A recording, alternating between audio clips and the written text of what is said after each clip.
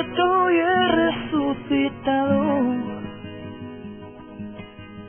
Con mis cenizas un árbol he plantado, su fruto ha dado y desde hoy algo ha empezado.